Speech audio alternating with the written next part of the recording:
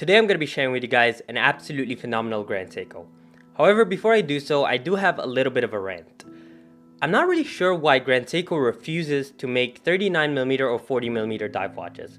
They don't have to get rid of their bigger dive watches, their bigger sports watches, because they're still incredible watches. Don't get me wrong, the watch I'm going to be sharing with you guys today is absolutely phenomenal.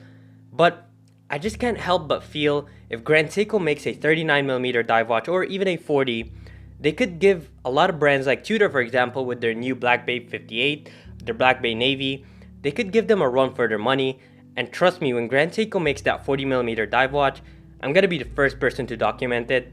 And I'm kind of just wondering why we can't get a watch at that size.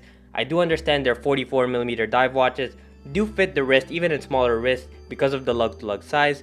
But I just feel like it's such a missed opportunity. Who knows, maybe this channel will grow enough that Grand Seiko will actually start watching these videos, and maybe we could make loud enough noise that they will hear us and we could actually give them some suggestions. But guys, I first wanted to thank Exquisite Timepieces for providing this watch in for review. Make sure you check out Exquisite Timepieces if you're interested in this watch or any other Grand Seiko, and let them know that you heard about them from this channel and they'll hook you over there at Exquisite Timepieces. Before I get started, my name is AB, I run the Watch Collection Productions, and today I'm going to be sharing with you an absolutely phenomenal Grand Seiko sports watch. Disregard my little rant in the beginning.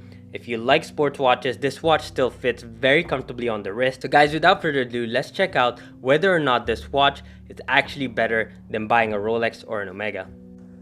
Around 2 years ago, if you would have asked me, would I buy a Grand Seiko? I would have said absolutely not. Who's crazy enough to spend that amount of money on a Seiko just for the addition of the word grand? For that kind of money, I could go get myself a cool little Omega, or better yet, a nice JLC triple calendar moon phase with the box, papers, and perhaps a gimmicky hat. Fast forward to last year, and I visited my local AD. He asked me what I was looking for, and I gave him the old, "Oh, I'm just looking around," hoping he doesn't know already that I'm crazy and I just want to check everything that's there. He called me over and said, "Hey, check out our Grand Seiko section." I thought to myself, sure, whatever. After all, can't be snobby with the sales guy who knows you're probably not walking out with anything that day. Well, the guy knew what he was doing. How, you might ask? Well, he pulled out the SBGE215, the snowflake. He also got a loop out for me to see every little detail about that watch. I held that watch for such a long time just staring at it, getting lost in the macro details of that dial, and going crazy trying to make sense of why I'm not seeing any imperfections. Why is this watch so cool? No pun intended. Needless to say, I became a huge fan of the brand. In fact, many of you might not know this, but Grand Seiko completely changed the way I review pieces on this channel. Maybe not so much the affordable stuff, but the brand set a bar so high for other brands that when I put anything in the same price range or above, I expect perfection. Is that fair? Maybe not. But when you own your first Grand Seiko, that will happen to you. You will dissect every piece before buying it. Let's just say, God be with the salesperson who has to deal with you after you own your first Grand Seiko. Now the watch we have in front of us is Grand Seiko Sports Watch, a gorgeous piece that quite frankly puts many brands even double the price to shame. Let's start off with the specs because that is the most important factor with this watch, the deciding factor on whether or not you should consider it. The watch is big, 44mm big. I try not to make blanket statements like the watch is too big or too small. I understand that people have smaller wrists or people have larger wrists, so here's the facts and then I'll give you my preference.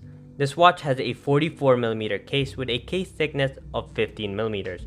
The thickness isn't noticeable with the generous spread of the case size. Finally, the most important factor is the lug-to-lug size, which means top to bottom. In this case, it is 50mm. So I would recommend trying it out at an AD before purchasing to make sure you could sport it. My personal preference would be to have this exact watch with a 40mm case. I would have probably said goodbye to my sub if they did that. On the wrist, however, this piece is extremely comfortable.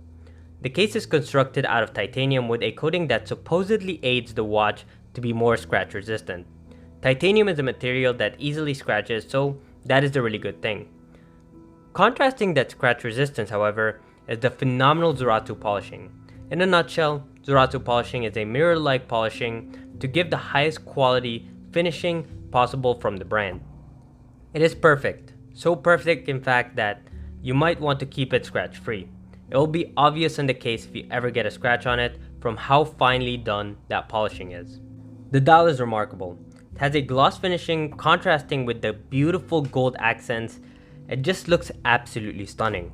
The watch has such a warm feeling to it, and I absolutely love it.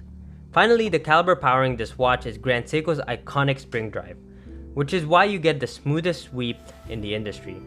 The caliber 9R66 is Grand Seiko's GMT spring drive caliber, providing the same 72 hours of power reserve, plus or minus 10 seconds per month, and plus or minus 1 second per day. Honestly, you don't need anything better than that. So the question is, should you consider this watch against, let's say, a Rolex or an Omega?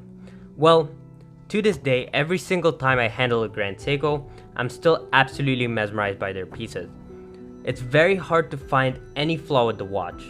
If a brand name is important to you, maybe you might want to consider a Rolex or an Omega. But if you want a timepiece so finely done, then consider this Grand Seiko.